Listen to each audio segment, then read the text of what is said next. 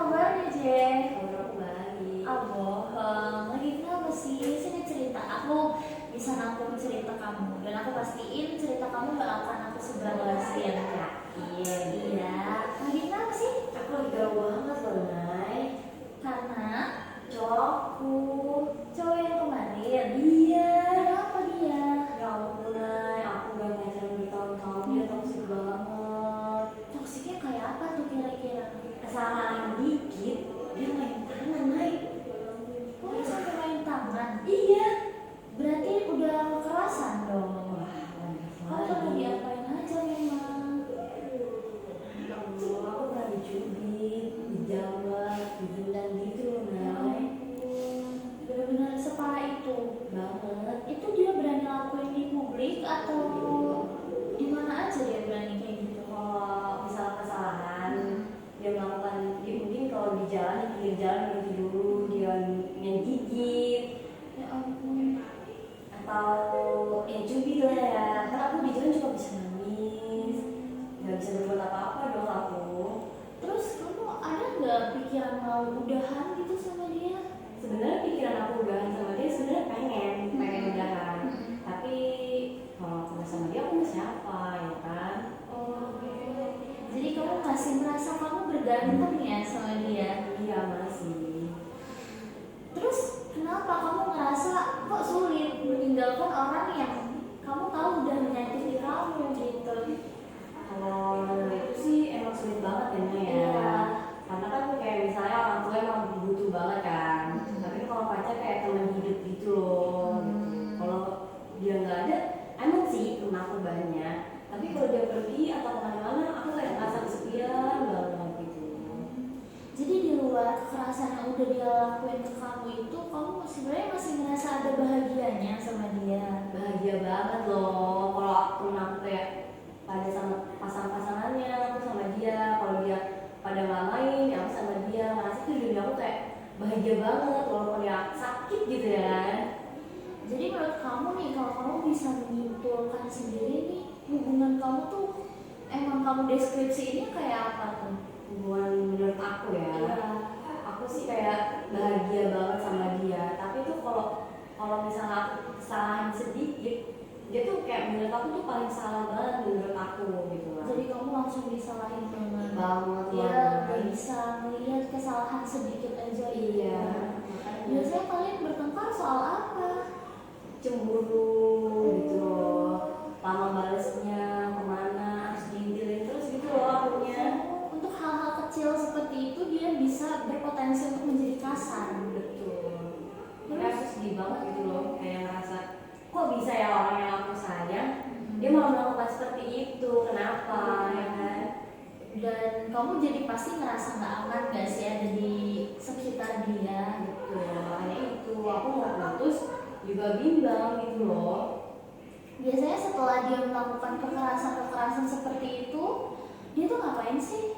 Dia minta maaf, tapi dia melakukan kesalahan tersebut lagi, dia hanya minta maaf gitu loh. Jadi dia nggak kapok dan itu tuh terus berulang-berulang ya? Itu terus berulang-ulang minta maaf, kalau kesalahan dikit diulangin. Apalagi kamu udah pacaran bertahun-tahun ya? Betul. Itu udah mulai kasar dari awal atau baru belakangan ini? Dia pas 6 bulan itu kali ya. Oh, sudah mulai berani kasar dari Iya. 6 bulan pacaran. Ketahuan sifatnya mungkin ya. Iya, aku tahu berat banget pasti jadi kamu kuat banget sih udah bertahan bertahun-tahun ini kan ya. Cuman aku mau kamu tahu kalau kamu tuh berharga tahu. Apapun itu, kamu tuh pantas dapat orang yang lebih baik lagi dan kamu gak pantas diperlakukan seperti itu sama laki-laki gitu menurutku. Terus juga kenapa kamu merasa nggak perlu menceritakan hal ini ke orang lain? Karena menurut aku sih kayak masalah itu pendem sendiri ya. Karena kalau misalnya aku cerita, nanti kalau misalnya dia kembali lagi minta maaf, aku kayak ngerasa kesentuh sama dia.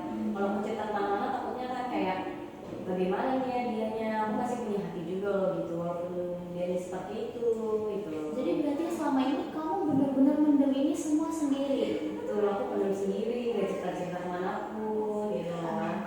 Yang kamu harus tahu, kamu emang sangat kuat ya udah bertahan sejauh ini. Cuman kamu harus tahu kalau kamu gak sendirian. Aku di sini siap dukung kamu, siap bantu kamu, dan juga aku yakin orang-orang di luar sana juga banyak yang siap support kamu dan siap memperlakukan kamu dengan lebih baik daripada orang yang sekarang nyakitin kamu gitu.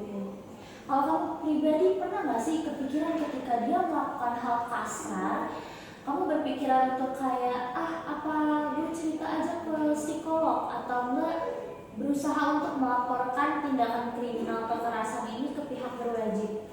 Kalau aku sih waktu itu karena aku pengen laporin dia ke polisi, aku udah punya bukti-buktinya gitu loh. Tapi kan kayak jangan deh, aku masih nahan-nahan gitu, walaupun kayak laporin atau enggak ya kan. Tapi sakit banget tuh. Iya. Itu kenapa kamu tidak jadi melaporkan hal itu? Ya karena sayang banget gitu loh sama dia. Oh, jadi benar-benar masih ketergantungan secara emosional ya, sangat bergantung sama dia. Oke. Tapi aku juga berpikir kamu tuh sebenarnya masih bisa loh keluar dari lingkungan yang sangat toksik ini ya, perlahan-lahan gitu. Jadi menurut aku salah satu upayanya itu adalah dengan kamu mencoba untuk lebih sayang dan menghargai dirimu sendiri itu kan. Terus menurut kamu ketika dia marah, dia itu akan langsung brutal seperti itu aja atau ada hal yang nge-trigger dia dulu? Kalau misalnya dia marah langsung, dia tanya dulu ini alasannya kenapa. Kalau misalnya dia sakit banget, dia langsung main tangan, main fisik lah. Itu di depan banyak orang atau enggak? Sepi gitu. Oh, sengaja dibawa atau digiring ke tempat sepi gitu? Iya. Menurut aku sih ketika dia udah mulai marah atau ketika dia udah mulai menyinggung hal-hal yang kayaknya akan berpotensi untuk menyakiti kamu tuh harus mulai cari tempat aman gitu. Misalnya kamu biasa pacaran, diajak hampir ke tempat sepi, kamu udah harus mulai berani nolak agar kamu ada di tempat yang ramai atau aman. Jadi dia nggak akan melakukan tindak kekerasan kepada kamu. Pertama itu. Yang kedua, aku mau tanya, kamu punya nggak sih orang yang bisa kamu selalu hubungi ketika kamu ada di kondisi darurat? Ada sih saudara aku, tapi aku bilang cerita siapa nih, kata dia mendengarkan cerita aku, walaupun aku suka pendam sendiri masalah tersebut. Menurut aku kalau misalnya emang kamu lagi ada di posisi darurat ya, ketika dia misalnya mulai membawa kamu ke tempat yang sepi agar dia bisa melakukan hal-hal kriminal seperti kekerasan itu, kamu udah harus siap untuk menelpon dan berkomunikasi dengan orang-orang yang bisa kamu tanggapi secara darurat sih gitu, agar kamunya juga aman kan ya. Terus paling kita bisa diskusikan deh gimana caranya biar kamu ini nggak terlalu ketergantungan secara emosional sama lelaki ini. Kayak ibaratnya kamu juga harus men-setting boundaries untuk diri kamu, batasan untuk diri kamu. Jangan sampai kamu ini terus bergantung sama orang-orang yang emang akan menyakiti kamu doang gitu. Kan kamu nggak mau dong kamu disakitin terus-terusan, capek kan bertahun-tahun ya kan. Jadi aku mau kamu tuh mulai coba deh lebih fokus sama diri sendiri, kayak lebih menghargai diri sendiri daripada kamu terus-terusan menyayangi orang yang ternyata salah.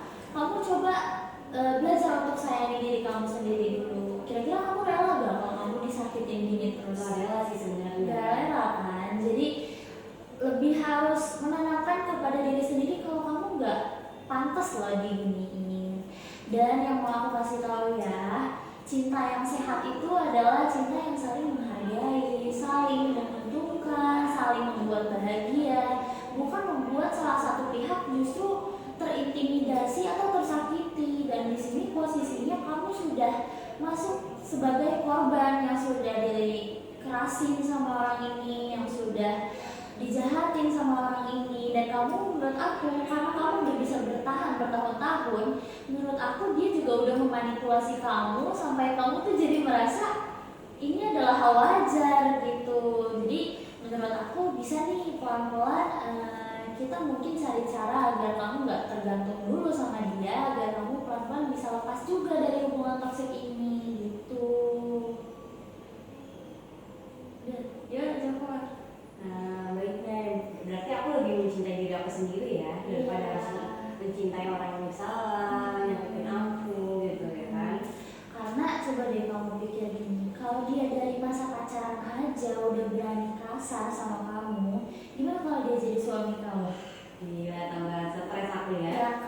Udah gitu, emang kamu rela seumur hidup sama orang yang cuma bakal sakitin kamu? Nggak rela sih sebenarnya. Menurut aku bahagia yang dia kasih juga semu. Kalau dia malah berani kasar ke kamu kan berarti sifat aslinya emang gak benar. Iya begitu.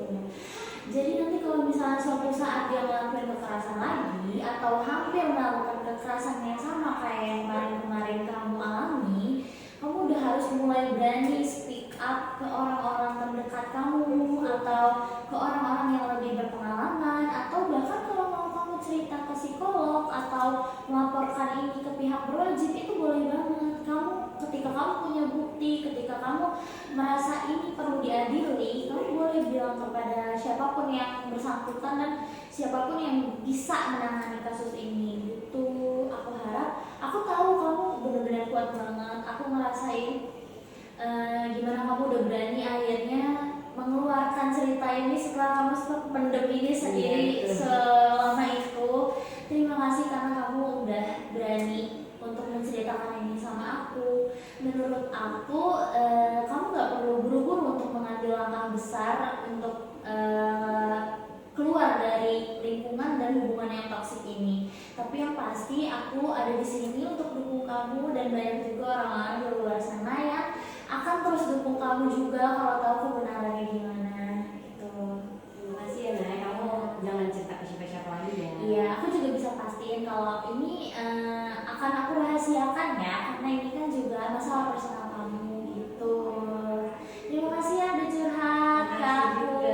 Lain kali kalau misalnya ada masalah-masalah lagi atau ada lanjutan cerita kamu dari cerita kamu sama cowok ini, kamu bisa langsung cerita ke aku, kita bisa atur jadwal lagi biar